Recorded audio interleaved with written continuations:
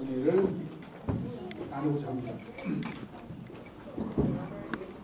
예수님께서 잡히셔서 신문을 받으시고 십자가에서 못 박히셔서 돌아가셨어요. 그걸 우리가 이제 굿프라이데이 금요일날 돌아가셨다고 얘기하는데, 돌아가셔서 운명하셨잖아요. 운명하시고 무덤에 들어가셨다가 3일째 되는 날 가보니까 무덤의 문이 열렸고 무덤 안에는 아무것도 없고 빈 무덤인 채로 있었는데, 나중에 주님이 이제 찾아오시죠.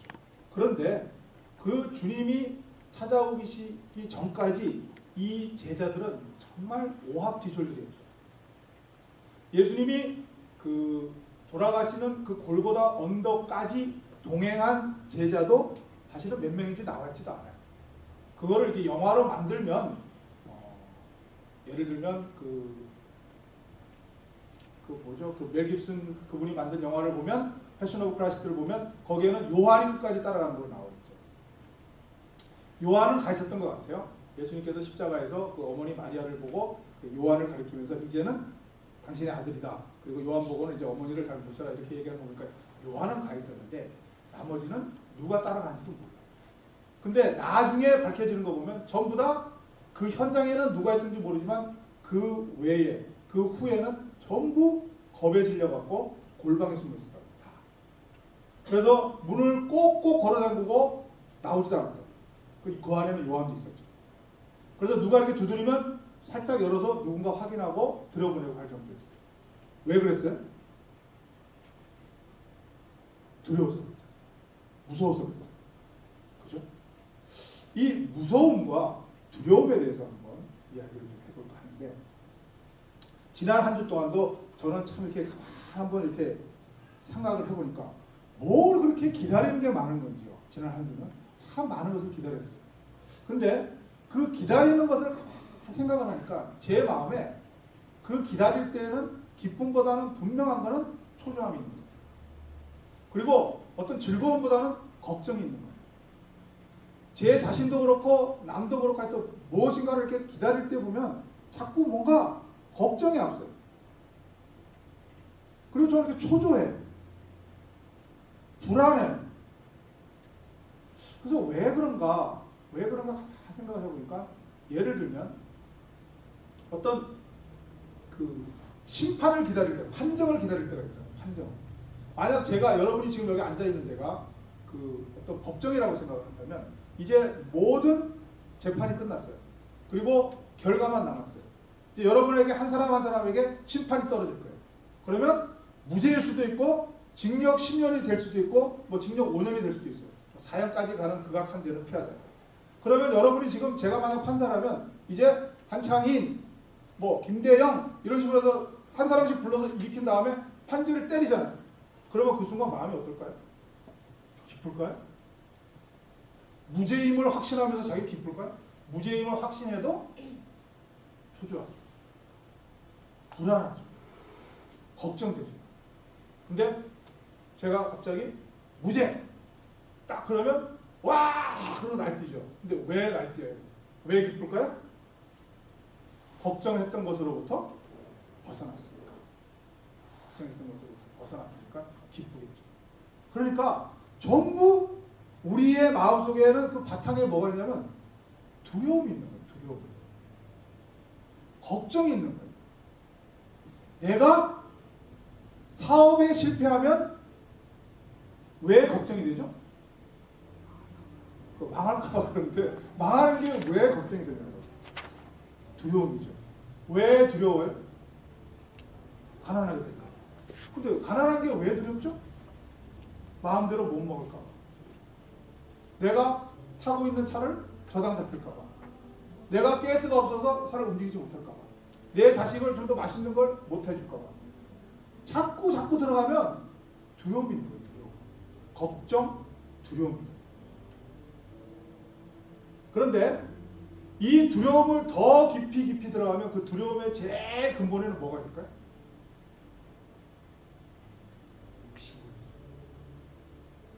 우리는 그것을 의식하지는 못하는데 우리의 가장 깊숙한 곳 파이널은 죽음이에요. 죽음. 그것을 성경에서도 오늘 읽은 그 고린도전서 15장만 갖고도 얘기해도 15장 26절에 보면 맨 나중에 멸망받을 원수는 사망입니다. 그 앞에 거는 저가 모든 원수를 그 발 아래 둘 때까지 불갑을 왕노릇 하시니 모든 원수인데 그 원수 중에 맨 나중에 멸망받을 원수는 사망. 그러니까 최후의 것은 제일 큰 거는 사망인 거예요. 사망. 죽음인 거예요. 우리는 알게 모르게 그 알 수도 있고 모를 수도 있는데 의식적이든 무의식적이든 그 죽음을 두려워하면서 살아갑니다. 죽음까지는 생각이 못 미친다 할지라도 내가 만약에 지금 이 사업에 실패한다. 그러면 그것이 가난에서 어떤 그 불편함으로 쭉쭉쭉 내려가면 그 맨 끝에는 죽음이죠. 그걸 한번 잘 묵상을 해보세요. 여러분 그 마음속에 있는 까닭모를 불안함과 까닭모를 초조함과 그 모든 것이 어디서 와요? 웬 남자가 있어요. 청년이 있는데 그 청년이 사랑하는 아가씨가 있었어요. 그 아가씨에게 프로포즈를 하려고 해요. 근데 이 프로포즈를 할 때 기쁘게 할까요? 두려움을 할까요? 그러니까 그 기쁜 일을 하면서 왜 두렵냐고요? 왜 두렵죠? 거절당할까 봐. 10년을 사귀었어요. 내가 이 사람을 10년을 사귀었는데 프로포즈 할 때도 확신할까요? 확신하죠. 근데 한 5%, 3%는 불안할걸요. 혹시? 그래. 그 두려움. 저는 캠퍼스 커플이잖아요. 7년간 사귀었잖아요. 아무 반대도 없었어요. 가족의 반대도 서로 간의 반대도 없이 우리는 결혼에 꼴을 했어요. 근데 결혼하기 직전에 갑자기 두려움이 두려움이 걸려요. 무슨 두려움이요? 이제 3일 뒤면 내가 결혼을 하면 이거는 평생 살아야 되는데 과연? 상대방도 못 믿고 나도 못 믿겠더라고. 내가 과연 그 노릇을 할 수 있을까? 남편 노릇을 할 수 있을까? 그랬어요. 그 다음에 우리 첫애석이 있는데 첫애 태어날 때 배가 불러오는데 얼마나 두려운지 몰라요. 왜요? 아빠 노릇 할 수 있을까? 얘 평생 내가 낳아놨는데 내가 잘 키울 수 있을까? 계속 두려움입니다. 그 두려움이 항상 밀려오고 이 제자들도 지금 그 두려움에 속해 있습니다. 그래서 예수님하고 3년 동안이나 같이 지냈으면서 예수님이 그리고 누누이 내가 죽으리라 다시 살아나리라 계속 알려줬는데도 이 사람들은 지금 계속 두려움 속에 살고 있습니다. 제자들. 그러면 이 두려움, 죽음이 그럼 도대체 뭐예요? 그럼 죽음이 왜 두려운 거예요? 한번 생각해 보세요. 여러분이 두렵다 이거죠. 그러면 그 두려움이 쭉쭉쭉 올라가면 여러 가지 원인이 있는데 가난함도 있고 가난함을 거슬러 올라가고 관계의 단절, 뭐 실패, 낙방 여러 가지가 있는데 그 모든 두려움의 가장 큰 것이 죽음이란 말이죠. 그러면 그 죽음에 두려워하는 이유가 뭐예요? 왜 죽음을 두려워해요? 아플까 봐요? 여러분 그런 거 생각해 보셨어요? 죽음이 아파요? 물론 그 통증 속에 돌아가시는 분들도 있죠. 과연 죽음을 고통 때문에 두려워할까요? 죽음을 왜 두려워하는 거예요? 한번 생각을 해보신 적 있으세요? 저도 잘 생각을 안 해봤는데 혹시 이거 아닐까요? 끝이죠. 내가 지금 죽으면 내 큰애는 걱정 안 해요. 지금 사실 막내가 걱정되잖아요. 내가 지금 죽으면 10살짜리 저거 지금 어떻게 하냐. 내가 더 이상 케어를 못 하잖아요. 내가 걔를 더 이상 어떻게 할 수가 없잖아요. 끝이다. 끝. 내가 프로포즈 했는데 왜 두렵죠? 거절당할까. 왜 거절당하는 게 왜 걱정돼요? 끝이다. 더 이상 만날 수 없다. 그동안에 프로포즈 하기 전에 그래도 사귀고 있는데 프로포즈 딱 했는데 거절되면 끝이다. 끝. 사업에 실패하는 게 왜 무서워요? 끝이다. 뭐가 끝이에요? 지금까지 누리던 내 부귀영화가 끝이다라는 거예요. 내가 현재 유지하고 있는 이것이 끝이다. 뭐 밑으로 내려가든 뭐 아니면 거지가 되든 중요한 건 내가 현재 하고 있는 게 끝이다라는 거죠. 죽음에 두려운 이유가 뭐예요? 끝이다.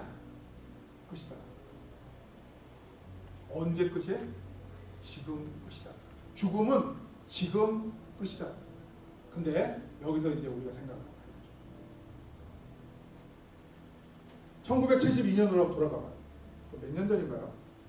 계산도 안 돼요. 한 40년 전으로 돌아가면 거기 저기 부평이 있어요. 인천의 부평. 남국민학교 있었어요. 요즘 초등학교. 부평 남초등학교 6학년 2반 교실로 가보죠. 거기에 키 큰 박애창이 앉아있어요. 6학년이. 다 붙어요. 거기에 금요일이 있어요. 금요일 밤에 위에서 쫙 한번 영화를 찍는다고 쳐봐요. 1972년 부평 남국민학교 6학년 2반 교실을 여러분처럼 화면을 쫙 찍어보니까 맨 왼쪽에 맨 앞에서 두 번째 있는 녀석이 막 고개를 숙이고 있어요. 그리고 이쪽 한 세 줄이었는데 세 줄 중간쯤에 있는 녀석은 막 좋아갖고 막 해피하고 있어요. 왜 그런지 아세요? 그날 시험 결과 발표한 거예요. 그때 얼마나 잔인했냐면 이 교실이 우리 선생님이 1등부터 맨 앞에 앉혀요. 왼쪽이 1등, 2등, 3등, 4등 이렇게 앉혀요. 그래갖고서 맨 셋째 줄 맨 끝에 꼴찌라는 거예요. 어떻게 그렇게 잔인할 수가 있어요? 그러니까 누가 들어와서 딱 보면 어디 앉았네 그러면 몇 등 다 아는 거예요. 가끔가다 어머니들 오시잖아요. 학부형들. 근데 앞에서 맨 왼쪽 앞에서 두 번째 녀석이 왜 오냐고요. 걔는요 1등하다 3등을 내려갔다고 오는 거예요. 나 오는 줄 몰랐거든요. 전혀 모르죠. 멀리 앉아있으니까. 내가 멀리 앉아있으면 이게 앞쪽이 아니라는 것을 부러워놨네. 멀리 앉아있으니까 나중에 보니까요 그 밑에 시험지가 그 발표된 시험지가 다 젖어있더라고요. 그 우는 거예요. 우는 거. 근데 이 녀석은 왜 그 중간에 녀석 왜 이렇게 좋아하세요? 지가 30등에서 15등으로 올라간 거예요. 근데 여러분 얘는 3등이잖아요. 근데 왜 울어요? 얘는 15등인데 왜 이렇게 좋아해요? 생각해 보셨어요? 뭐 차이예요? 기준의 차이. 자기 기준의 차이. 얘는 1등을 기준으로 하는 거예요. 그러니까 여기서 3등으로 되라니까 막 울고 불고 난리를 친 거예요. 근데 이런 데 안 밝게 지금 저기 잘 돼 있는 녀석 하나 있어요. 지금 한국에. 그렇게 돼 있어요. 얘도 내 이름 안 밝혀요. 별로 못 사는 건 아닌데 얘도 지 기준이 30등이었는데 15도로 올라가니까 막 길길이 날뛰고 해피한 거예요. 중요한 건 기준이에요. 기준. 또 하나 생각해 보실까요? 얼마 전에 끝난 그 피겨 세계 선수권 대회 있었잖아요. 피겨 세계 선수권 대회 있었는데 거기서 김연아가 다시 뭐 컴백해서 우승했다고 했잖아요. 그러면 그 일본 유명한 선수 있었잖아요. 라이벌 마사오는 몇 등인지 잘 모르겠어요. 아무튼 뒤쳐졌잖아요. 그래서 뭐 그 표정을 안 봐도 뻔한데 이번에는 이렇게 생각해요. 만약에 그들이 연습해서 했다고 연습. 지금 연습하고 있어요. 그 연습을 해서 거기서 리허설을 할 때 김연아는 10점 맞았고 뭐 마사오는 8점을 받았다 그러면 마사오가 울까요? 속상할까요? 안 하잖아요. 근데 정식 시합에서 파이널에서 결정이 나버렸잖아요. 김연아는 금메달이고 마사오는 뭐 동메달을 땄는지 5등을 했는지 났잖아요. 그러면 마사오는 울잖아요. 왜 그럴까요? 연습 때는 안 우는 거를 왜 시합에서 왜 울어요? 끝이라고 생각해요. 연습은 끝이 아니잖아요. 본 시합이 남아있다. 근데 본 시합은 했는데 끝났잖아요. 결정이 나버렸잖아요. 그러니까 끝이라고 생각할까 우는 두 가지. 첫째, 기준의 차이. 어떤 애는 3등을 해도 울어요. 어떤 애는 15등 해도 웃어요. 두 번째, 끝이라고 생각하면 울어요. 끝이 아니다라고 생각하면 희망이 남아있다면 웃어요. 울지 않을 수 있어요. 대학도 하버드 대학을 들어가서 좋아하는 애도 있고 떨어져서 울고불고 하는 애도 있어요. 근데 그 낙방에서 울지만 어떤 애들은 자퇴하는 애도 있어요. 누구요? 빌 게이츠. 빌 게이츠는 하버드에서 자퇴했잖아. 1학년. 어떤 애들은 하버드 못 간다고 울고불고 난리를 치고 거기 떨어졌다고 막 못 떨어지는데 빌 게이츠는 자퇴를 하는 거예요. 제가 다니던 회사에서 우리는 1년에 요맘때인가요? 초조 반죽음되죠. 왜요? 승진 발표되거든요. 연말에 되는가? 아무튼 승진 발표되면 막 초조하잖아요. 그리고 그거 발표될 때에 뭐 된 애는 뭐 표정 관리하느라고 난리치고 안 된 애는 없어지잖아요. 그 동기가 아주 나중에는 그 몇 단계 올라갈 때 동기들이 정말 비참해지더라고요. 한두 단계 똑같이 올려주잖아요. 그 다음에 한 과장부터인가 그때부터 대리부터 싹 가리죠. 탈락된 애가 나오기 시작하잖아요. 그런데 그거 올라갔다고 기뻐하고 떨어졌다고 슬퍼하는데 어떤 애들은 그 지위를 당연히 사퇴를 하고 나가는 애들도 있잖아요. 어디를? 다른 데 스카우트에서 가는. 그러니까 동일한 하버드대도 어떤 애들은 울고불고 떨어졌다 그러고 어떤 애들은 기꺼이 자퇴하는 애들도 있어요. 똑같은 회사의 과장 직장을 어떤 애들은 그거 되려고 뭔가 손금에 안 보일 정도로 빌기도 하고 안 됐다고 울기도 하지만 어떤 애들은 아주 자연스럽게 사표를 나올 수도 있어요. 그것도 왜 그래요? D가 있다. 빌 게이츠는 자기의 하버드 공부를 해보니까 이것보다는 자기가 나갈 길이 있다고 생각해서 그쪽으로 사표를 하는 거예요. 떨어지려는 나는 끝이다 라고 생각했기 때문에 울고 불고 난 거죠. 회사도 마찬가지예요. 자기가 과장이 되면 좋고 안 되면 끝이다 라고 생각하면 울고 불고 하는 거예요. 그러나 다른 데 스카우트 된 애들은 그 회사를 똑같이 그만두고 그 다음에 더 좋은 데로 가는 희망이 있잖아요. 소망이 있잖아요. 그래서 괜찮아요. 오늘 예수님의 부활의 의미가 부활이 다른 게 아니잖아요. 죽음에서 살아나신 거잖아요. 아까 두려움이 우리의 모든 것인데 그 두려움의 파이널이 죽음이면 가장 큰 것이 죽음이면 그 죽음이 끝이 아니다라는 것을 예수님이 보여주셨다. 우리가 마사오가 내가 지금 동메달 따고 내가 5등 했다고 울 일이 아니에요. 왜냐하면 연습인 거예요. 그 다음 찬스가 있는 거예요. 죽음이 끝이면 그것으로 끝난 거예요. 그러나 예수님이 죽음이 끝이 아니라니까요. 그 죽음에서 올라서시잖아요. 다음 단계로 올라서시잖아요. 그 다음이 있다는 걸 보여주시잖아요. 그게 부활의 소망입니다. 내가 이 회사에 대리가 안 됐다. 그리고 나는 갈 데가 없을 것인데 그런데 나를 다른 회사에서 스카우트 준다. 다른 데 갈 데가 있다는 거예요. 그게 죽음 위에 부활이 있음을 보여주죠.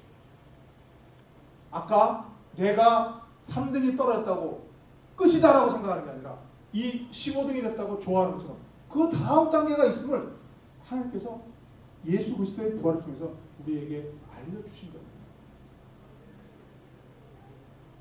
여러분이 혹시 낙방하셨어요? 여러분이 혹시 실패하셨어요? 실직하셨어요? 실패하시고 했어요? 그게 끝이라고 생각하기 때문에 거기에 소망이 없는 거예요. 그리고 그게 끝이라고 생각하기 때문에 두려움이 밀려오기 시작합니다. 걱정이 되는 거예요. 그러나 그것이 끝이 아니라고 생각하면 그 다음 단계가 있다고 생각하면 그 다음 소망이 있다고 생각하면 걱정이 안 되죠. 오히려 감사하죠. 멋스리 생겼습니까? 발견하지 못했습니까? 내가 죽지 않은 사람은 그 다음 단계를 몰라요. 죽어본 사람이 그 다음 단계의 소망을 품을 수가 있습니다. 실패한 사람이 성공에 대한 또는 그 다음 단계를 위한 소망이 생긴 거죠. 항상 성공해 있는 사람은 그 상태에서 머무는 거예요. 그게 하나님의 원리예요. 그래서 아브라함을 실패시킵니다. 그래서 야곱을 실패시킵니다. 에서는 제가 누누이 강조하죠. 에서는 항상 부잣집 아들이었어요. 거기서 뭐 돌아온 탕자의 큰아들은 항상 그 상태에 있는 거예요. 그 상태가 끝이에요. 그러나 타락하고 실패했던 그 야곱과 그 다음에 둘째 아들은 그 실패 속에 그 다음 단계가 없는 줄 알았는데 그 다음 단계에 하나님께서 문을 열어주시니까 소망이라는 것이 부활이라는 것이 이게 끝이 아니다라는 다음 단계가 있다는 깨달았기 때문에 그들은 이제는 앞으로 어떤 일이 닥쳐도 그 다음 단계에 있으면 알아요. 그게 부활이에요. 하나님께서 우리에게 이 죽음으로부터 살게 예수 그리스도를 통해서 살게 해주시는 것은 우리가 갖고 있는 죽음이라는 우리의 기준이 끝이 아님을 보여주십니다. 제자들이 그것을 깨달아요.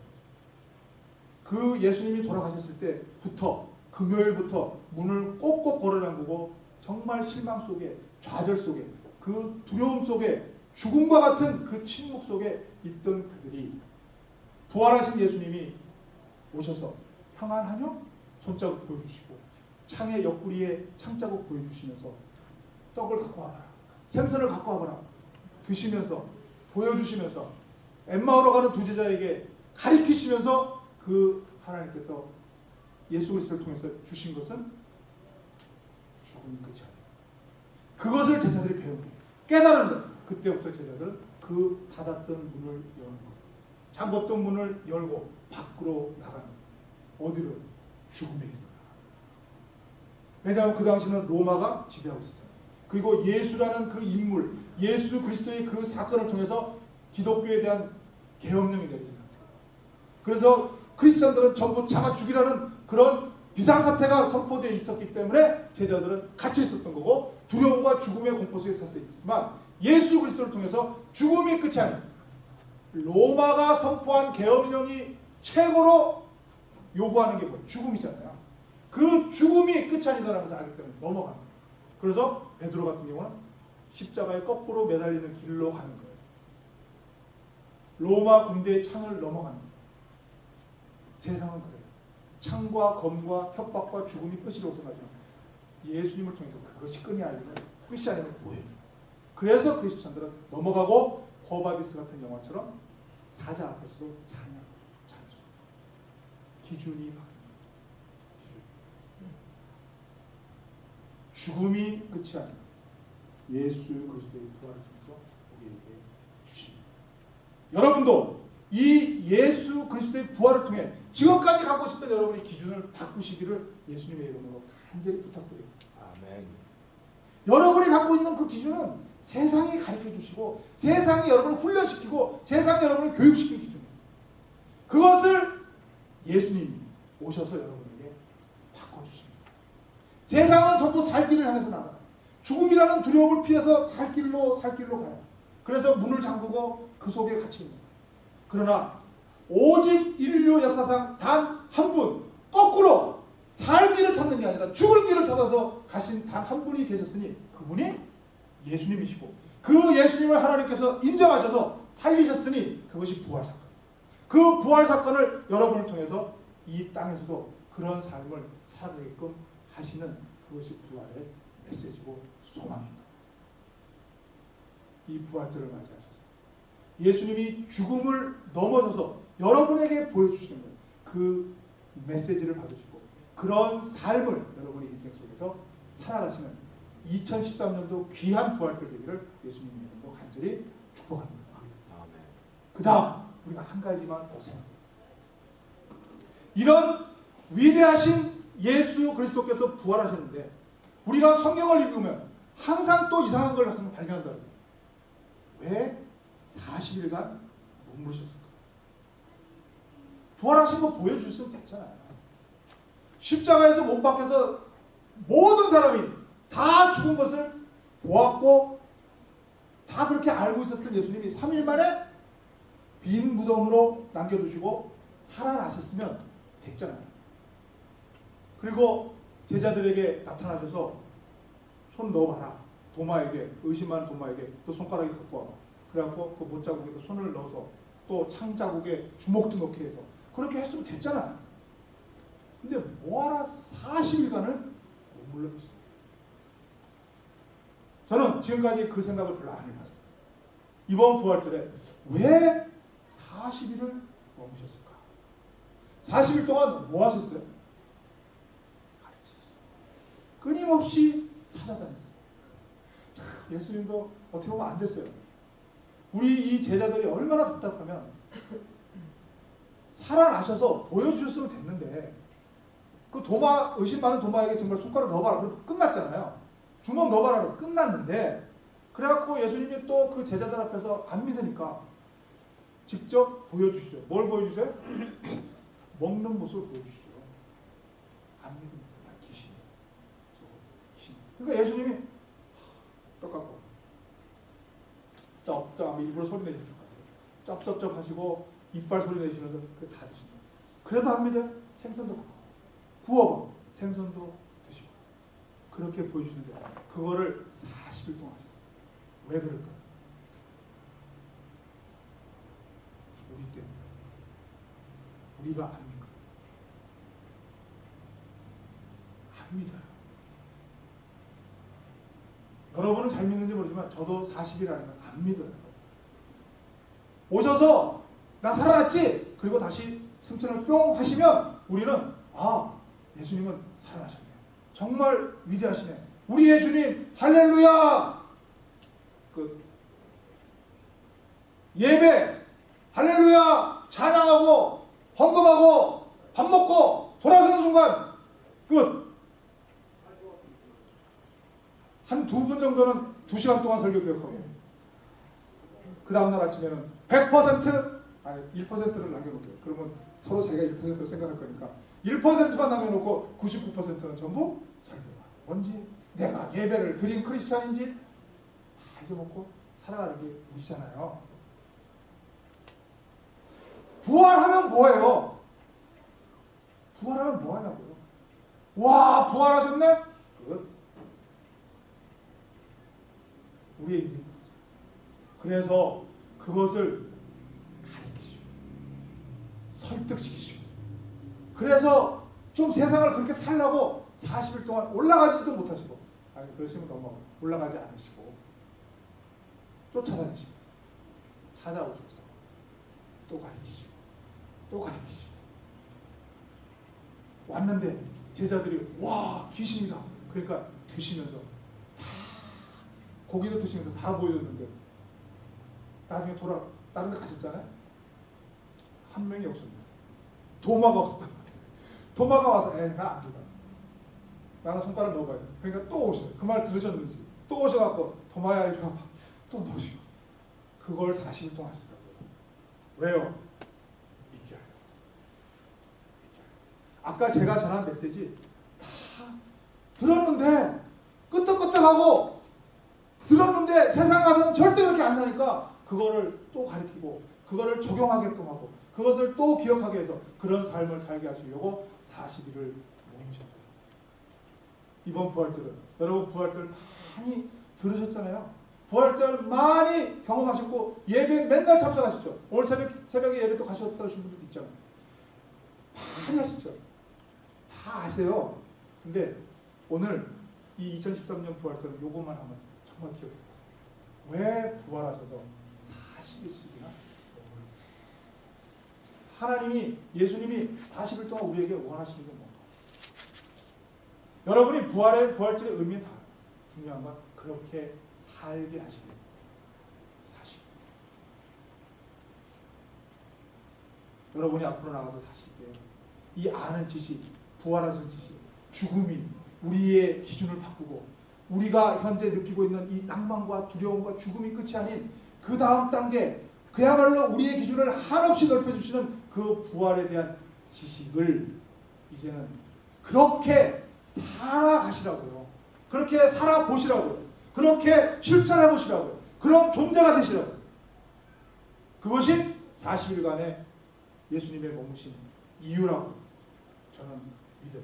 그것을 간직하시고 그것을 묵상하시고 그 묵상 속에 한번 살아보세요. 그리고 여러분이 지금도 그렇고 앞으로도 분명히 당하죠.